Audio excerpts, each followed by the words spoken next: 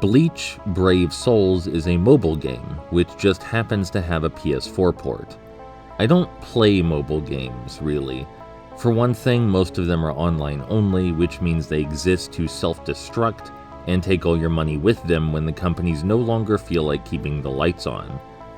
Secondly, they tend to focus on overwhelming the player with microtransactions, FOMO garbage, and an intentionally hyper-complicated UI. Bleach Brave Souls is no exception to any of these. It's got online-only nonsense that tries unsuccessfully to seamlessly integrate the multiplayer into the single-player story, even though it's entirely unnecessary. And good luck actually logging in. I had to try and retry to get past the main menu for a few minutes before it let the call through. Also, as predicted, after you did finally log in, it floods you with overwhelming, sparkly garbage and a disgustingly busy user interface. So what about the actual gameplay part of the game? Well, what we have here is a top-down action RPG hack and slash. I played through the first chapter on both normal and hard difficulty. I also played most of the second chapter. That's a few hours of play, and I'm far from impressed. The game, to put it nicely, is entirely trivial. It required no strategy for the hour or so I played of normal difficulty.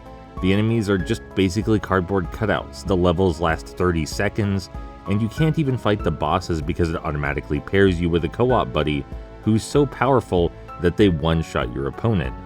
Thankfully, you can at least turn this off, but it doesn't inform you of that, and it's weird that it's on to begin with. But what about on hard mode? Well, not only do you need to unlock hard mode by playing through every stage on normal, but hard mode wasn't much better. Do you know what kiting is? Kiting is a common tactic in action RPGs where you lead enemies around like a kite after aggroing them, and then plink away at them while they're not within range to damage you.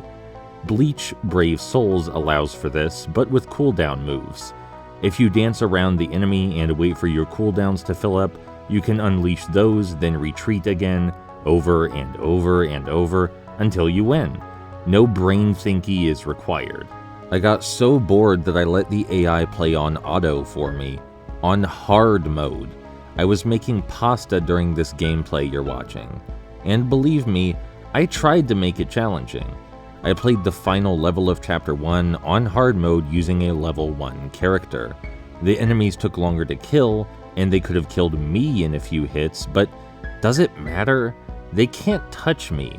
Fighting enemies who have projectiles is equally simple, unfortunately.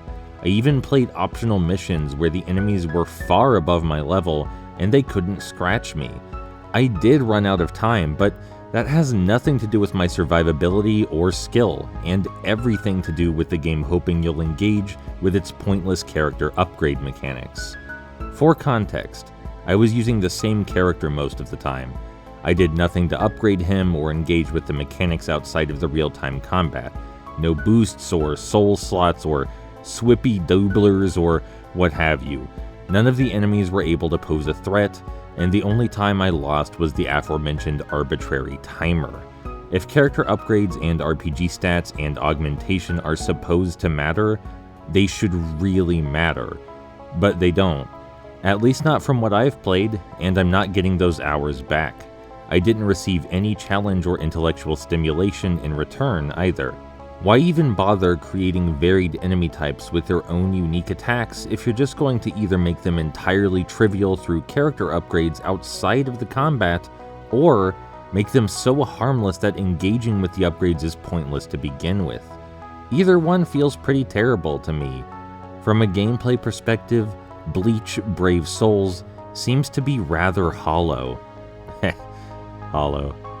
But as much as I'm complaining about it right now, that doesn't change the fact that this game has value. It's probably someone's favorite game. Probably a lot of people's.